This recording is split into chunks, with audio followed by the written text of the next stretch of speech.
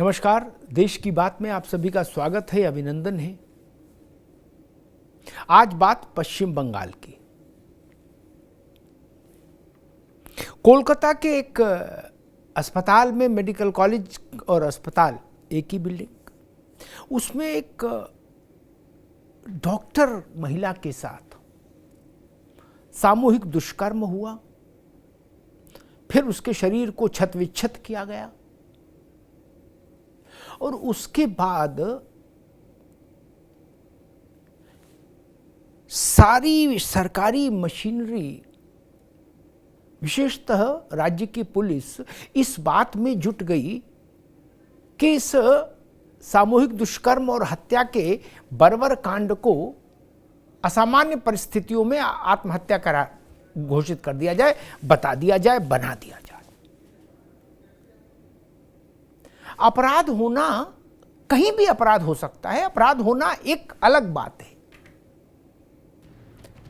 अव्वल तो अपराध ना हो, इसके लिए सजग रहे सरकार और शासन, और अपराध हो जाए तो फिर पूरी दृढ़ता, निष्पक्षता और पारदर्शिता के साथ अपराधी का दलन करे शासन और सरकार। यही तरीका है। ममता बनर्जी की सरकार इस पैमाने पर कतई खरी नहीं उतरी। पुलिस का इकबाल डूब गया। ये हम नहीं कह रहे, पूरा कोलकाता कह रहा, पूरा देश कह रहा, आंदोलन करते देश भर में जो डॉक्टर हैं, नौजवान, वो कह रहे। और यही बात कोलकाता के हाई कोर्ट ने भी कही है। ममता जी के शासन ने पूरे देश का माथा शर्म से झुका दिया। आप सोचिए, जिस स्थिति में उस डॉक्टर महिला की, युवती की लाश थी, उसको अपनी आंख से देखने वाला, देखकर ही आदमी तय कर लेगा कि ये गैंगरेप के बाद की गई हत्या है। मैं उसके डिस्क्रिप्शन में नहीं जाऊंगा, उसका पार्थिव देह कैसी मिली थी, क्या स्थिति थी। आंखों तक से खून भला भल टपका हुआ था, पैर टूट गए थे 90 डिग्री पर अलग अलग। मैं उस बहस में जा ही नहीं रहा। पोस्टमार्टम की रिपोर्ट कह रही थी कि गैंगरेप है, लेकिन कोशिश इस बात की हुई कि इसको किसी भी तरीके एन केन प्रकारेण आत्महत्या साबित कर दें। क्यों ऐसी कोशिश क्यों की गई, और वो भी पुलिस की तरफ से क्यों की गई?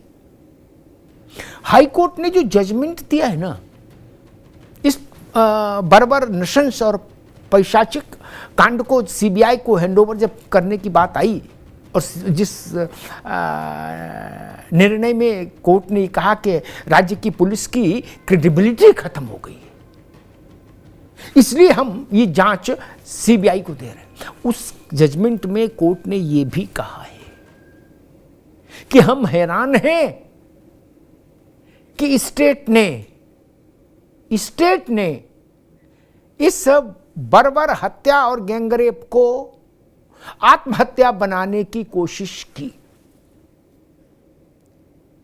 ये सबसे ज्यादा शर्मनाक है, राज्य के लिए, स्टेट के लिए, देश के लिए, मानवता के लिए, और किसी भी लोकतांत्रिक व्यवस्था के लिए भी शर्मनाक है। गैंगरेप को छुपाकर किस गैंग को बचाना चाह रही थी सरकार? अब गैंगरेप को छुपा रहे हैं तो कोई गैंग उसमें जो शामिल है उस पर आप लोगों की कृपा दृष्टि है क्या? ये सवाल उठ रहा है कलकत्ता में। और दूसरी बात जिसने मुझे भी अंदर तक झकझोर दिया, राजनीतिक वक्तव्य हो, समझ में आता है कि भाई आपसे इनकी प्रतिद्वंदिता है, प्रतिस्पर्धा है, इनको भी चुनाव लड़ना है, आप भी चुनाव लड़ते हो तो कुछ नमक मिर्च लगा सकते हैं। हाई कोर्ट को तो चुनाव नहीं लड़ना। हाई कोर्ट ने कहा है अब उसी जजमेंट में कि स्टेट कोर्ट ने जब स्टेट शब्द का प्रयोग किया तो उसमें ममता बनर्जी की सरकार से लेके और पुलिस कमिश्नर कोलकाता तक और थाने चौकी के दरोगा तक सब आ गए। ठीक, हाई कोर्ट ने कहा कि स्टेट विक्टिम यानी वो मृत बच्ची युवती विक्टिम और उसकी फैमिली के साथ खड़ा नहीं दिख रहा। किसी भी कोर्ट की ये टिप्पणी किसी भी सरकार के लिए क्या शर्मिंदगी का चरम नहीं है? स्टेट का कर्तव्य क्या है, दायित्व क्या है? पीड़ित के साथ खड़े हो ना, पीड़ित के परिवार के साथ खड़े हो। और जब आपके सूबे के सबसे बड़े कोर्ट को ये लग रहा है कि आप पीड़ित और पीड़ित के परिवार के साथ नहीं खड़े, तो फिर आप खड़े किसके साथ हैं? फिर तो स्वाभाविक है आप पर उंगली उठेगी, कहीं उधर तो नहीं है, उनके साथ तो नहीं है, सवाल उठेगा। और ये सवाल तब और बड़ा हो जाता है और तीखा हो जाता है जब राज्य की सबसे बड़े आसन पर महिला हो, यानी मुख्यमंत्री महिला ममता बनर्जी। उसके बाद सीबीआई को जांच दे दी गई। मैं उस बहस में भी नहीं जाऊंगा कि जो पकड़ा गया है मुख्य आरोपी, उसको कैसे संरक्षण प्राप्त था शासन से, उसके खिलाफ ऐसे ही कुकृत्यों के मसले पहले भी पुलिस में गए हैं, लेकिन उसका रौला चौला भौकाल टाइट रहा। कैसे? उसको पहले ही कानून के शिकंजे में कस के सीधा क्यों नहीं किया गया? इसका मतलब उसके सर पर हाथ है किसी का। मैं दूसरी बात कहता हूं, जिस अस्पताल में ये घटना घटी,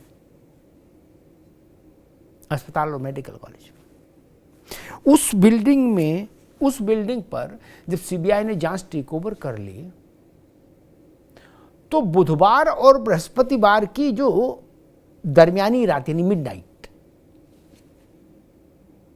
उसमें 2000 अराजक तत्व अस्पताल पर हमला बोल देते हैं, तोड़फोड़ करते हैं, तहस नहस करना चाहते हैं सब कुछ। लाख टक्के का सवाल उठ रहा है कि जहां इतनी बर्बर और नृशंस घटना हुई, उस बिल्डिंग की सुरक्षा में पर्याप्त इंतजाम क्यों नहीं किए गए? एक प्रश्न। दूसरा प्रश्न सीबीआई से भी, आपने उस बिल्डिंग को सीआईएसएफ के हवाले क्यों नहीं किया? क्या सीबीआई को ये नहीं पता था कि पश्चिम बंगाल में सीबीआई वाले भी कूट दिए जाते हैं, ईडी वाले भी कूट दिए जाते हैं? सीबीआई वाले तो कुटाई देख चुके हैं, ईडी वाले भी कुटाई देख चुके हैं। शाहजहां शेख गए थे ना, भाग्यरा के मारा था उसके गुंडों ने, और पहले भी ऐसा हो चुका है। तब उस बिल्डिंग की हिफाजत के लिए अर्धसैनिक बल क्यों नहीं लगाए गए? और ममता जी की पुलिस ने उस बिल्डिंग के हिफाजत सख्ती के साथ, प्रामाणिकता के साथ क्यों नहीं की? वहां ये लुम्पेन एलिमेंट्स कैसे जमा हो गए, ये गुंडा तत्व कैसे जमा हो गए? मैं इस बहस में भी नहीं जा रहा कि ममता जी की पार्टी के भाजपा वाले करा रहे और भाजपा वाले कहें ममता की टीएमसी वाले करा रहे, और तीसरा कोई आके बोले लेफ्ट वाले करा रहे और लेफ्ट वाले बोले ममता करा रही। मैं इस बहस में नहीं पड़ता, ये अंताक्षरी है सियासत की, इसमें मुझे कोई रुचि नहीं।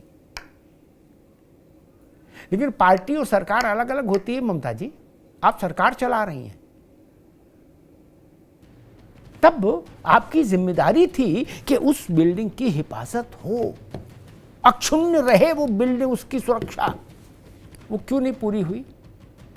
घटना तो चलो कह दी भाई, इस घटना घट गई, हमको दुख है उसका, लेकिन घटने से पहले घटना का इल्हाम कैसे हो? लेकिन ये सुरक्षा में चूक कैसे हो गई? और वो गुंडा तत्व क्या करने आए थे बिल्डिंग में? हमला क्यों कर रहे थे बिल्डिंग पे? राजनीतिक लोग थे तो थाने में हमला करते, जाके टीएमसी के कार्यालय पर हमला करते, टीएमसी वाले थे तो भाजपा के कार्यालय में हमला करते, ये दोनों जाके लेफ्ट पर हमला करते। अस्पताल पर हमला करने क्यों आए? क्या कुछ मिटाना चाहते हैं? क्या कुछ हटाना चाहते हैं? क्या चाहते हैं? किस लिए आए? और वो एक बड़ा प्रसिद्ध शेर था कि तू इधर उधर की न बात कर, तू इधर उधर की न बात कर, तू ये बता कि कारवां क्यों लुटा, तू ये बता कि कारवां क्यों लुटा, रहजनों से हमको गिला नहीं, तेरी रहबरी का सवाल है। हमको उनसे गिला नहीं, उनके बारे में मैं अभी चर्चा नहीं करना चाहता कि वो जो गुंडे थे वो क्यों आए। अभी मेरा प्रश्न सरकार से है, सत्ता से है, शासन से है, व्यवस्था से है, स्टेट से है कि वो गुंडे उस अस्पताल पर हमला करने में सफल कैसे हो पाए। और सवाल नंबर 2, उस डॉक्टर के साथ दुष्कर्म, सामूहिक दुष्कर्म और उसके बाद बर्बरतापूर्वक उसकी नृशंस हत्या, उसको आत्महत्या बताने का सिद्ध करने की कोशिशें लगातार क्यों हुई? स्टेट के जरिए, पुलिस के जरिए क्यों हुई? ये 2 बड़े सवाल है और तीखे सवाल है जो डॉक्टर बता रहे हैं। उनको सुनिए, उनको उस पर ये उस पूरे उसको अगर आप ध्यान से सुने तो आपकी आंखें नम हो जाएंगी। और जो उनके परिजन बता रहे हैं उस डॉक्टर दिवंगत युवती के, उसको सुन लेंगे तो आपकी छाती फट जाएगी, छाती फट जाएगी। बच्ची अंदर छत अवस्था में मरी पड़ी और मां बाप 3 घंटे तक रोक कर रखे गए, वो हाथ जोड़कर गिड़गिड़ाते रहे कि हमें हमारी बिटिया का चेहरा तो दिखा दो। इसमें कौन दोषी है?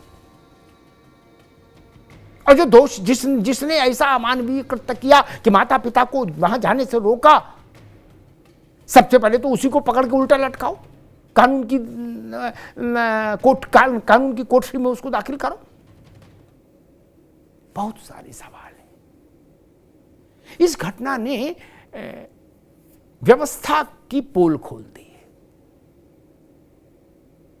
व्यवस्था की पोल तो पहले भी खुली, संदेश खाली में भी खुली, और उससे पहले और कई बार ऐसा हुआ कि बंगाल में जब भी सेंट्रल एजेंसीज ने कोई जांच पड़ताल करने की कोशिश की तो वहां हिंसा हो गई। गवर्नर गए बृहस्पतिवार को गवर्नर गए छात्रों के पास, मेडिकल कॉलेज के जो छात्र छात्रा धरने पर हैं, उनसे उन्होंने बात की और गवर्नर ने कहा कि हम आपके साथ हैं और हमें भरोसा है कि हम लड़ेंगे और जीतेंगे और न्याय होगा। ये एक अच्छा जेस्चर है। यही जेस्चर की अपेक्षा आरंभ में ममता बनर्जी से थी, लेकिन बंगाल की इस घटना ने भारत की नाक कटा दी। सत्ता पर, समाज पर, शासन पर, व्यवस्था पर, स्टेट पर, सब पर सवाल ही सवाल खड़े हो गए। कई बार घटना इतनी बीभत्स और उस घटना पर शासन का, सत्ता का जो प्रतिक्रिया होती है वो और ज्यादा गलीज हो जाती है। जितनी बर्बर घटना, उससे ज्यादा गलीज उस घटना पर शासन की प्रतिक्रिया। दुष्कर्म को आत्महत्या बताने पर आमादा। बताइए, ये अपने में पाप। क्या छुपाना चाहते हैं और क्यों छुपाना चाहते हैं? ये लाख टके का सवाल है। ऐसी हिंसा, ऐसी बर्बरता स्त्री पर कहीं हो, भारत के किसी भूभाग में हो या विश्व के किसी भूभाग में हो, उसकी 100% निंदा होनी चाहिए, बिना किसी किंतु परंतु के, बिना किसी सेलेक्टिव अप्रोच के।